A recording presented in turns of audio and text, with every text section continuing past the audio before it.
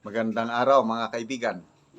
Ito, pag-usapan natin ang reaksyon ng tatlong kongresista ng Makabayan Bloc doon sa isinampa ni VP Sara na petisyon sa Supreme Court tungkol sa impeachment case na laban sa kanya. Ito, News 5 na post 1 hour ago.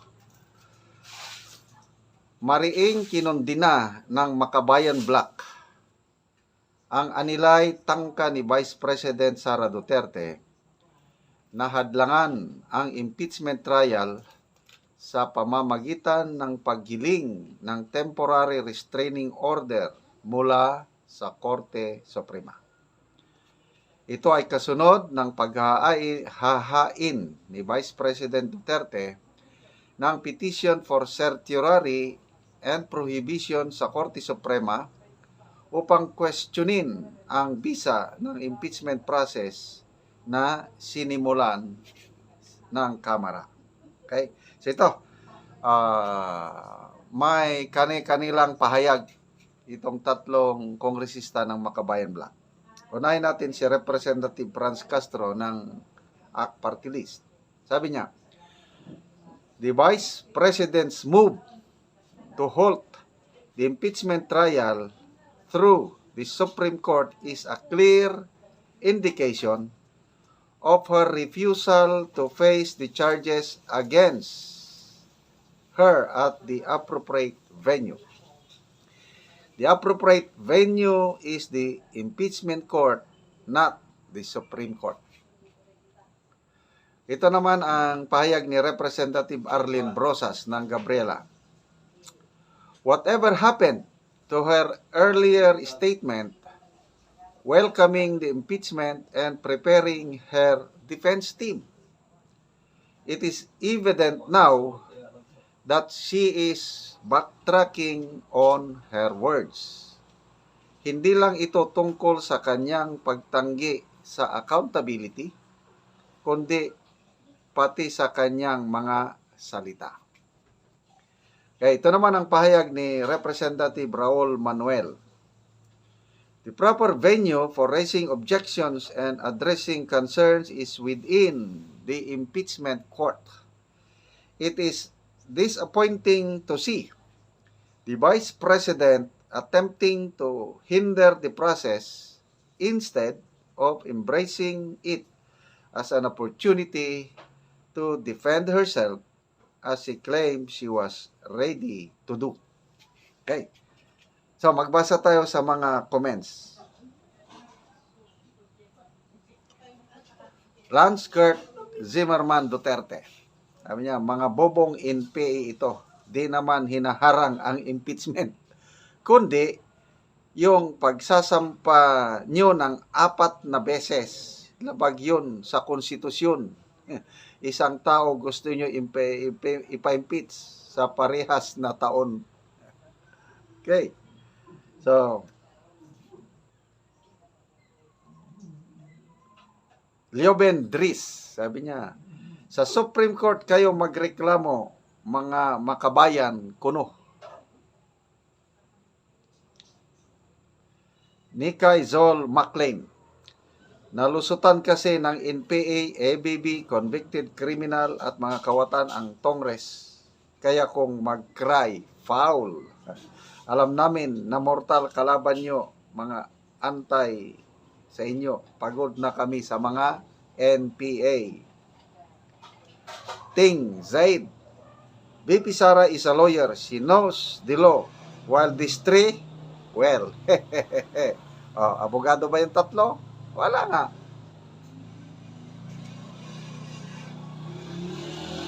Roylan Valencia, the Congress impeached VP Sara. Now she is taking legal action. You are questioning her again? How ironic. Luna Torilla, ang gaba, diligyod magsaba. Wait and see, babalik yan sa inyo. Ang lakas ni Castro mag-question samantala siya nga ang convicted. Jopoy Batung, karapatan niya yun. Bakit nyo pipigilan? Ha, ha, ha. Kayo lang ba ang may karapatan? Correct. Diba? Anong bawal yung pagsampa ng petisyon sa Supreme Court? Wala akong nakikitang bawal. Kinakabahan sila siguro dahil baka nakita nila na minadali yung proseso. Hindi nasunod yung proseso. Kung inayos lang sana nila yung proseso, edi baka hindi hahantong itong pagsasampa ng petisyon sa Supreme Court. Kaya, Benjamin Lino, questioning due process does not mean that BP does not want to face the charges. How could you expect good trial if the process is not good? Yun ang punto. Hindi nasunod ang proseso. Roger Manlangit, ito maganda. Ipatawag niyo po sa Quadcom ang Supreme Court. Archie Jamison Carcillar, she has all the right to defend herself. Ikaw nga Castro, convicted na sa Tongreso pa. Okay, so yan. Lahat ng comments, puros pabor kay BP Sara. Okay. Mga kaibigan, salamat sa inyong palaging panonood sa ating channel. Ang income sa channel natin na ito is ginagamit nating pagtulong sa tribong Talaandig sa Bukidnon. Namimigay tayo ng libreng yero at pako para makapatayo ng bagong bahay ang tribo or ma-repair nila ang kanilang sira-sirang bahay. Namimigay din tayo ng solar lights kasi napakadilim yung tahanan nila kung gabi dahil bundok to, wala pang kuryente. At salamat dahil nandyan kayo na sumusuporta sa channel na ito. Kaya panoorin nyo ang video na ito. Kabalikat kayo sa pagtulong sa tribo. Ituloy nyo lang ang inyong panonood, lalo na yung hindi nyo pag-skip ng ads. Ayo!